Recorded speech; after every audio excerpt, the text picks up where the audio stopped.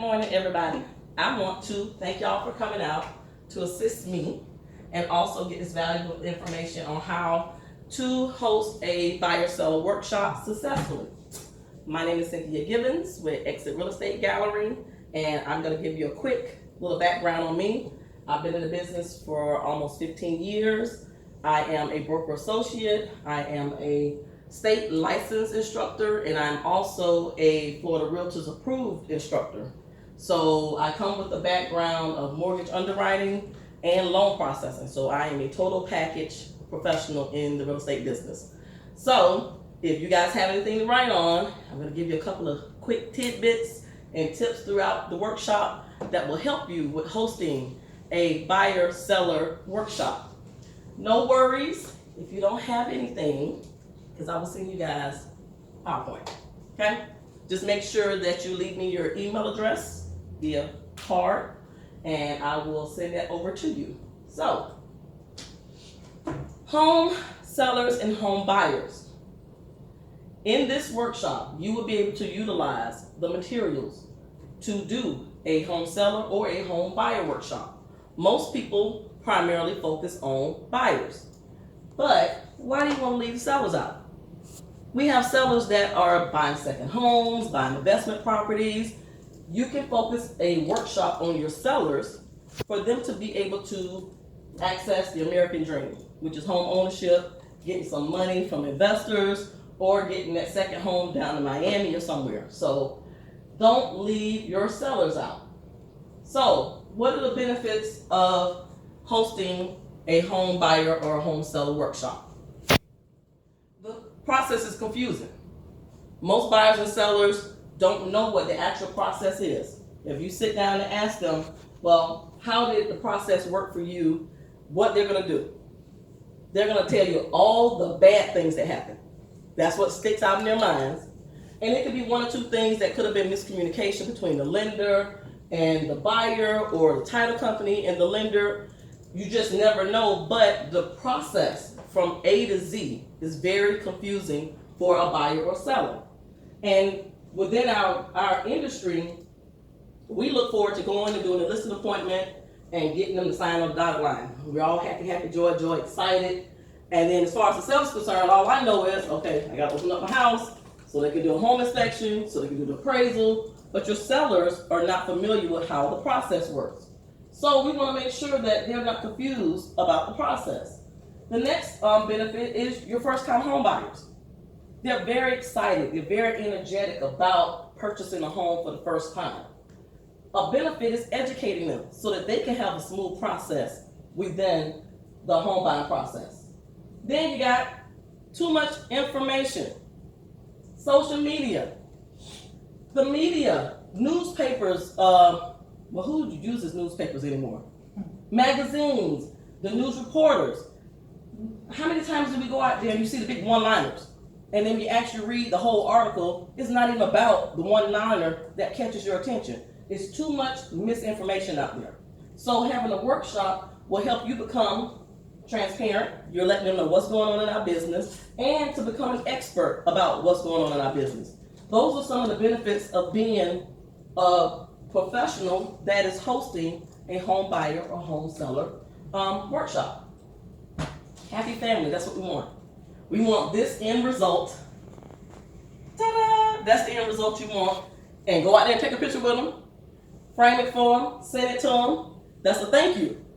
Remember how happy you were at the very end of this process, because this process can be long, it can be tedious, it can be frustrating.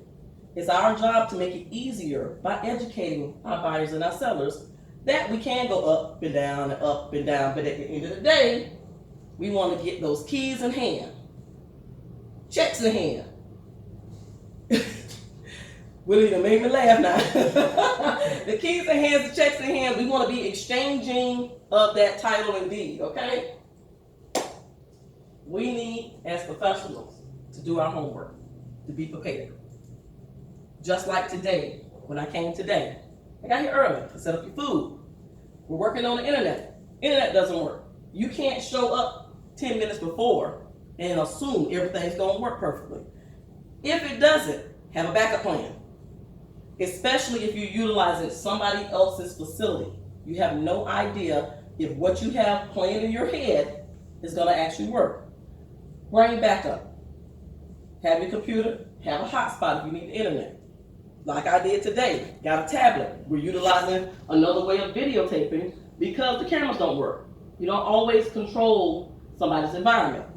Now, what I have found out is that the internet is out in a couple of offices. You don't control that.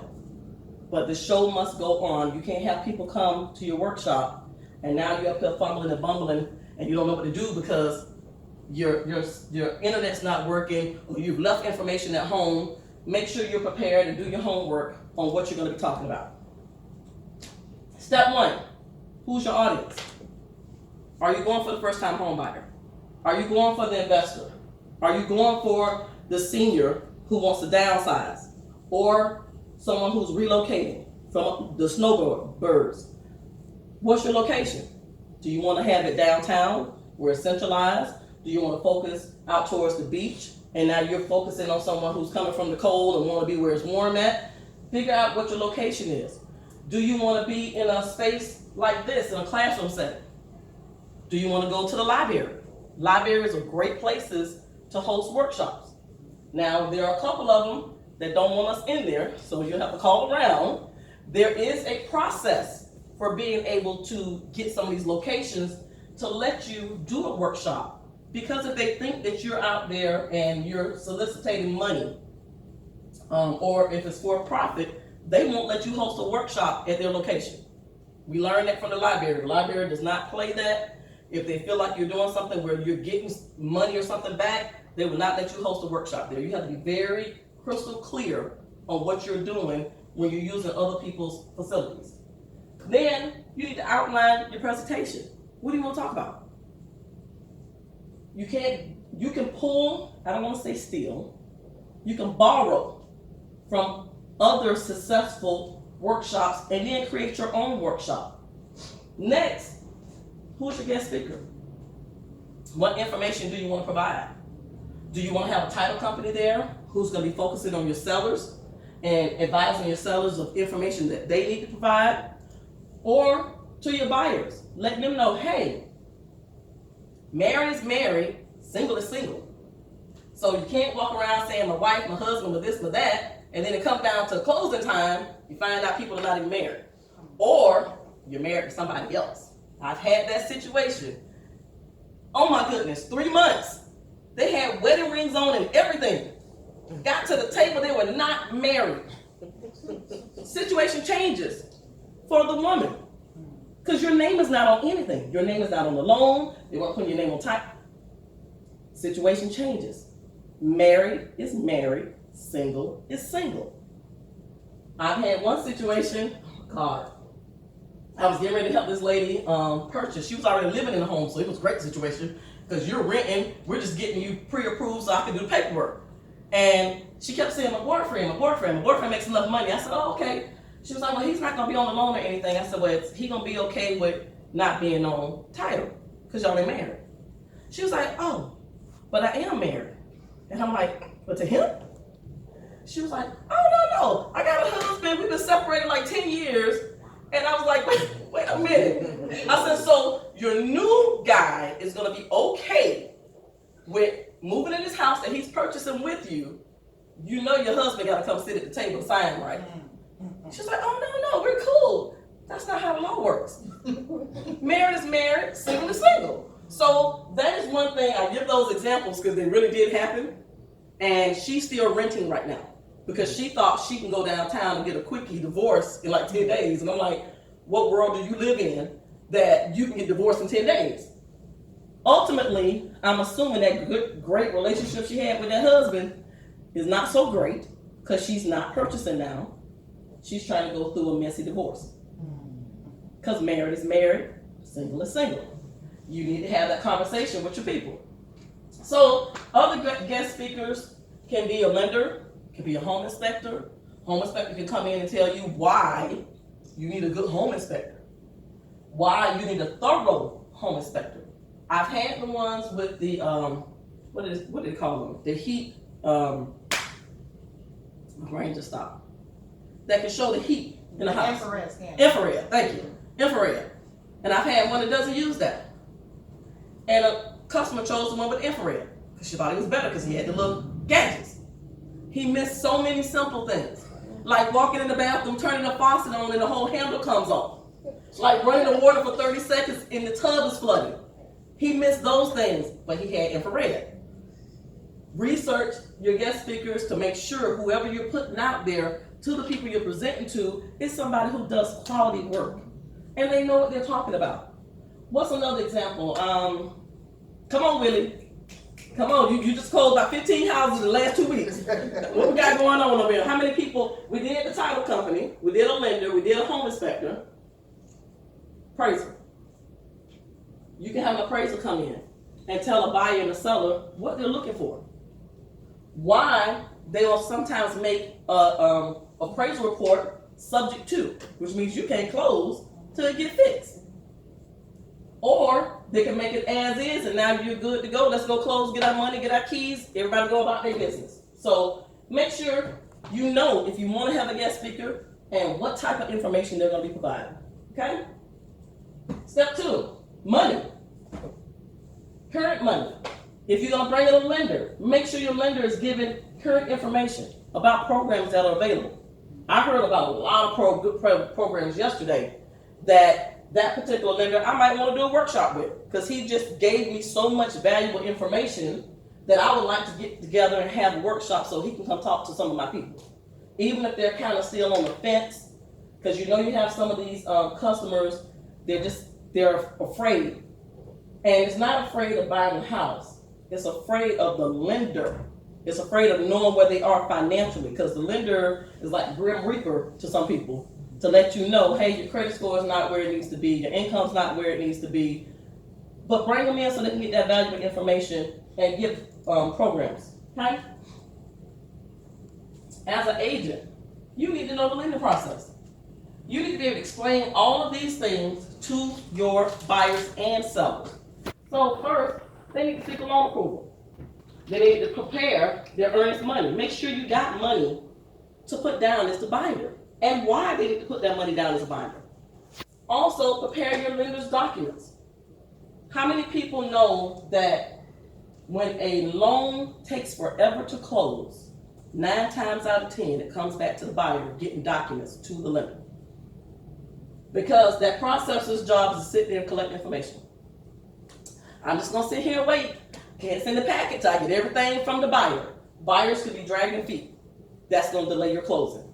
So make sure the lender documents are prepared. Ensure that you're giving them 3 people, at least 3 people to hire as a professional home inspector.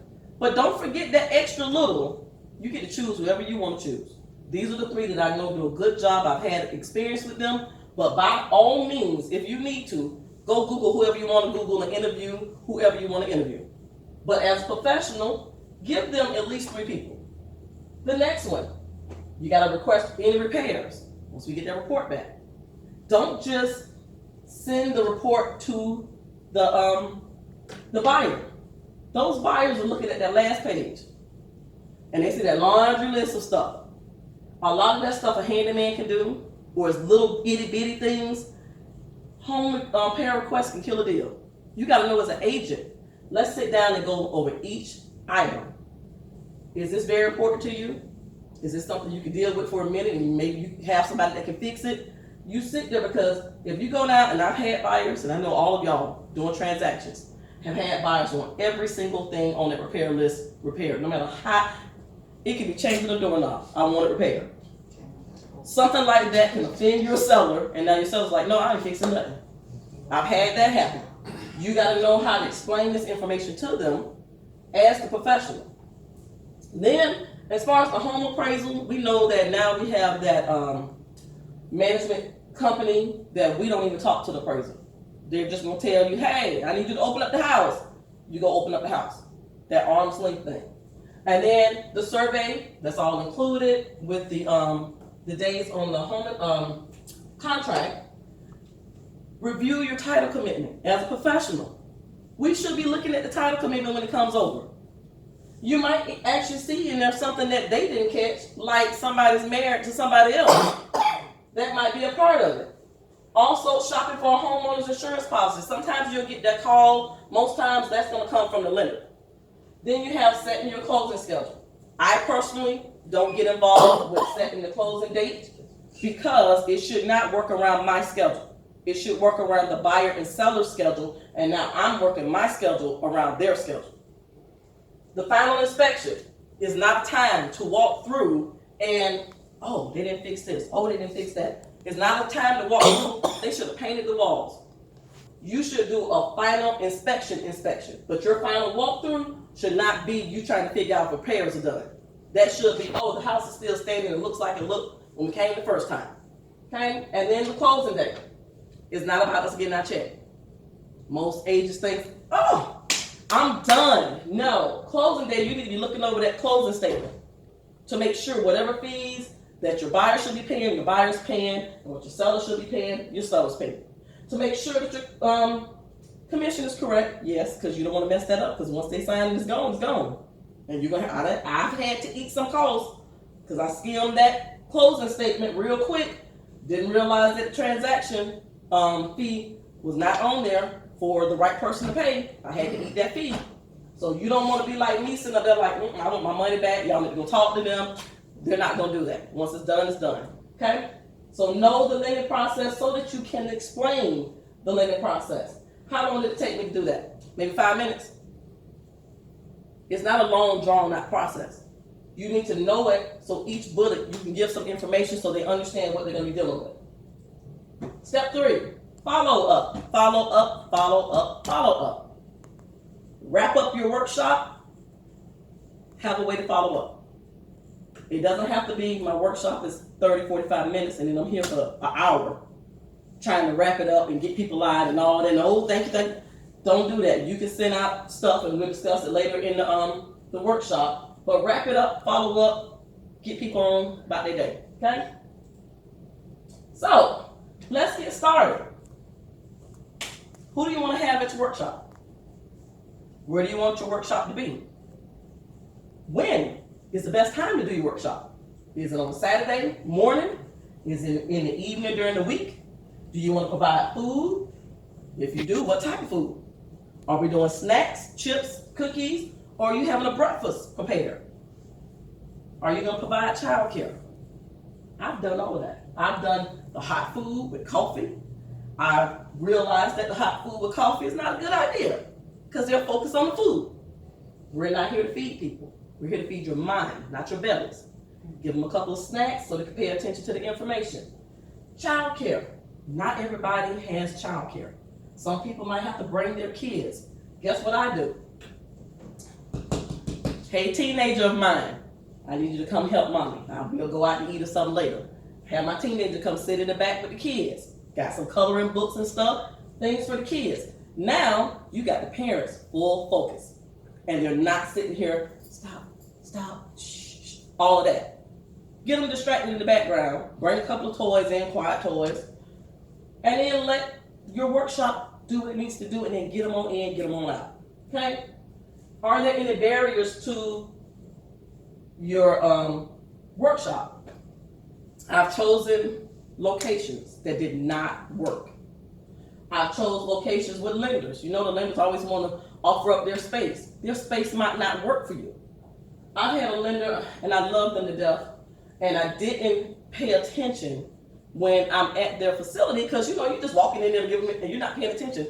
But hosting an event at night, bad lighting, bad traffic to get to them, then on top of that, the door is automatically locked. So now you gotta have somebody standing at the door after they came through the bad traffic in the dark to open the door to let them in. And this particular place had 2 places where the door is automatically locked. So I'm like, well, thank goodness I got a team because I got one person at the front door, one person at the middle door. They're missing the entire workshop. And it was supposed to be a team effort because the lender never said, hey, we lock at 6 o'clock. So if you have a 7 p.m. workshop, that might not work for you. They just want to get us in the space. So you know if you got any barriers that's going to affect your workshop. Your guest speaker, make sure you're paying attention to what topics they're talking about. Make sure the topics make sense to what you're trying to get out to your people. Okay? What information do you want to cover? Boom, boom, boom, boom. That's it. Because not, they've been raising their hand. And they're going to take you off topic. And you're going to go over here and you go over there. And next thing you know, you're in a workshop for 3-4 hours for something you could have been done in an hour. Get that information. If we have any other questions, I can do a private consultation for you. How many people in here actually do private consultations with the customers? Willie, I know you can't be the only one. Anybody else in here doing private consultations? Thank you, thank you, thank you. Yes, that is the best way to be effective with your customers.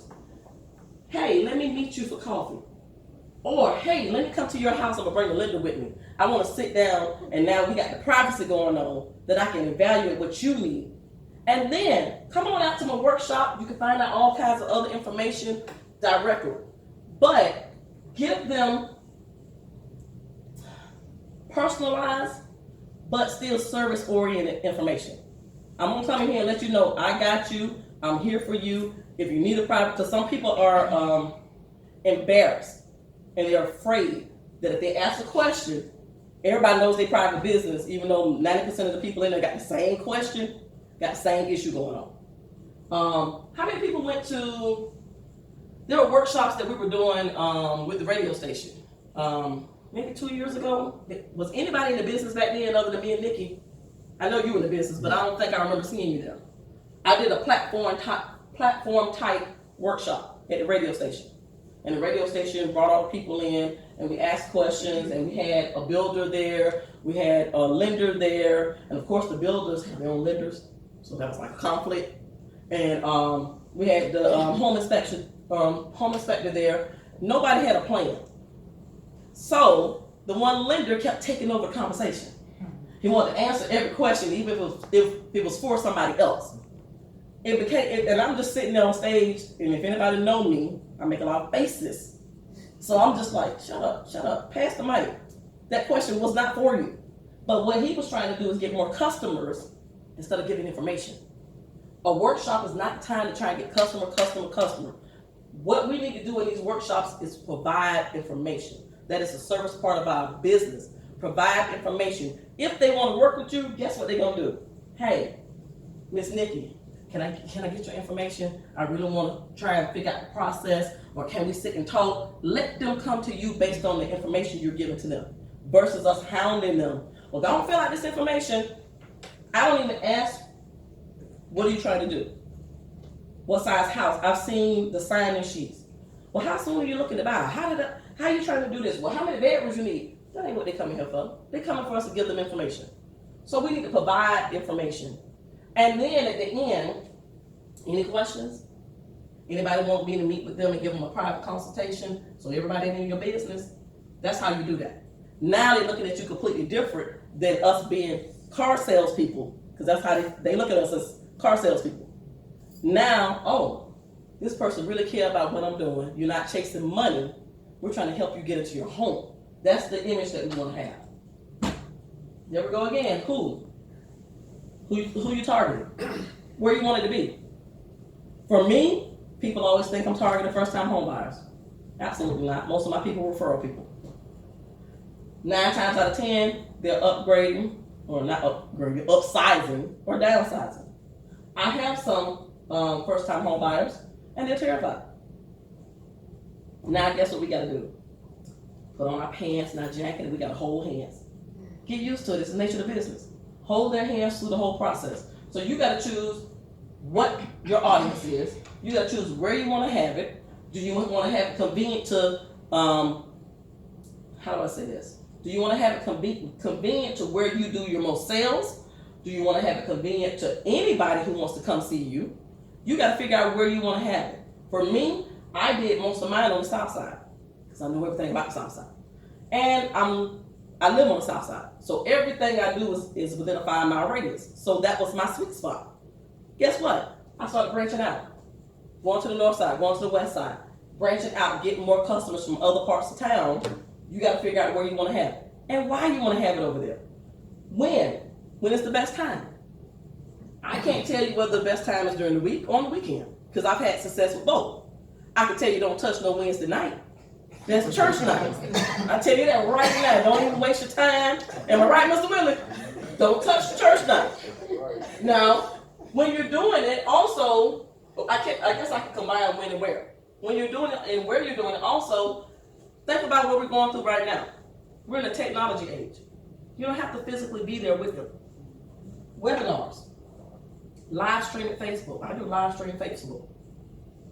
You're touching more people that can get in their car that day and come see you.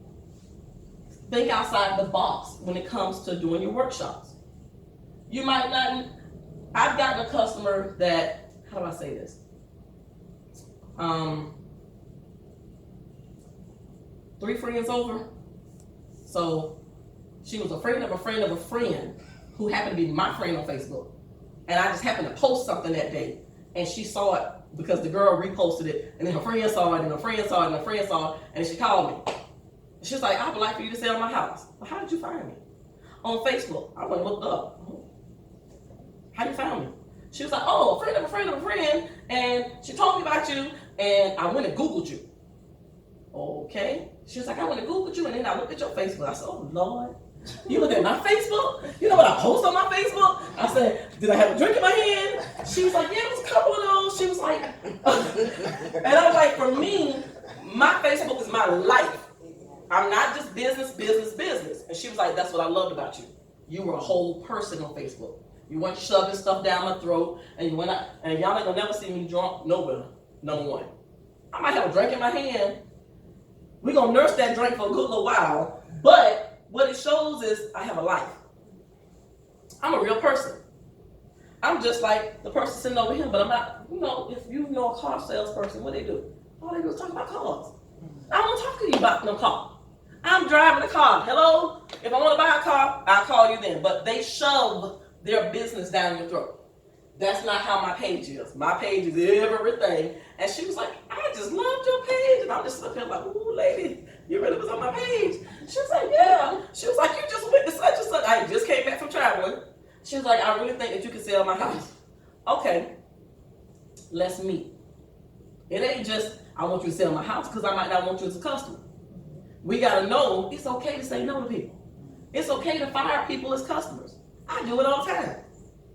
How about our personalities are not matching? You're going to have that in your workshops. Where there's somebody, keep asking the question, keep challenging you. You're going to have that. You got to know how to handle that. And they might challenge you and love how you challenge them back. But do you really want to be challenged the whole process? You might say, hey, my schedule's a little tight. I do have a partner that I work with that might be a better fit, but just know I'm still here in the background if you got any questions. I've had to challenge people. I did it Friday. I'm just up there just talking, and I'm just giving information. She would sit right in the front. And she just, that ain't me. I'm like, how long you done had your license, baby? A month. What? 15 years. A month. And all I was doing is explaining, you're going to have people in your life close to you. Your mama, brothers, cousins, friends that will not buy a house from you. Don't be offended. She like, that ain't gonna happen to me. I said, listen, you ain't no more special than anybody in this room, because you the same person, and it's crazy because I saw it like 2 days later. You the same person they take vacations with. You the same person they go to happy hour with. They're not thinking about you when it comes to a house, because I was just out shaking my butt with you the other night. She started laughing. I saw her 2 days later. Well, at the club. Hey, Miss Cynthia, I'm like, who is this calling? And she calling me all out loud. I'm like, who is this calling? I didn't recognize her. She was like, oh, I'm sitting in the front with the hood on. I got my hair did. She had a new hair did. And I'm just sitting here like, okay. The crazy thing is, she knew the person I was with. I knew the person that was with her, and the person standing behind her. I said, you see all of these people, when they see you, they're not thinking about real estate. They're thinking about real estate. Don't get offended. It's going to happen to all of us. It's just the nature of the business. Don't shove your business down somebody's throat because you want them to say, hey, my friend is hosting a workshop. She's really good at what she does. And send them to you. But they might be in the moment of buying their house. My sister just did this in December. How long have I been in the business? Do anybody remember? 15 years. She just bought a house in December. Guess who was not the agent? Not even the referral agent. Her husband has terminal cancer. He bought our house for Christmas. I wouldn't have thought, because he was doing something with his wife. Guess what I did? I showed up the day of closing, 3 hours away. I said, oh, that's so pretty. I said, did you do the down payment assistance program? What you talking about? I said, that's $15,000. But my bill didn't pay my closing costs, so you could have bought the price of the house down. Oh man, I said, how long have I been doing this? 15 years. I said, you've been selling cars for 15 years. How many cars have I bought from you? 5. I gave him a pass because I know he died. But he sat there and he was like, dang, yes, dang. I said, what did you do in the process of this house purchase? Call me and ask me questions because you know I'm in real estate. It happens. Wow. And I had to let her know you are not exempt from your friends going through their life situation, not thinking about you. Guess what? I bet you everybody he talk about now, hey, you need to talk to my sister-in-law because I messed them up sitting there. You just threw 15 grand away. Just like that. So, know who, where, and when. Please, with your sponsors, don't let everybody be your sponsor. And everybody wants to be your sponsor because they want to piggyback on your marketing. If they are not shared marketing or give you some coins to market, I won't say I would highly suggest against it. I would tell you to be upfront and transparent with them. Look, y'all don't normally send us no business. How else are we going to do this? Because I don't want to do something that's going to benefit you and not benefit me. I'm selfish like that. I'm sorry because a lot of people piggyback off our brand. And you got to dig your heels in. It's just simple as that. Your guest speakers depends upon what the message is and what your main message is and what you want to portray out to them. Now, I don't know if nobody want me to come guest speak. I have them rolling on the floor now because my examples are everything. So your outline. Who does what? The lender standing here. My lender lends. My lender is the Grim Reaper for some people. He's going to pull that credit. You're going to look at your income. He's going to tell you your child support is going to prevent you from buying a house. People don't know that. If you're back, what is it? Upside down or behind your child support, they're not going to approve you because they look at that child support. That's going to prevent people from buying a house. Sorry, people who love these people with all these children that's on child support, they're not playing with people anymore. It's simple as that. Why they do what they do? Sometimes to connect with people, you need to tell them your story. My story is I got into real estate because I was taken advantage of. Lost $100,000 on my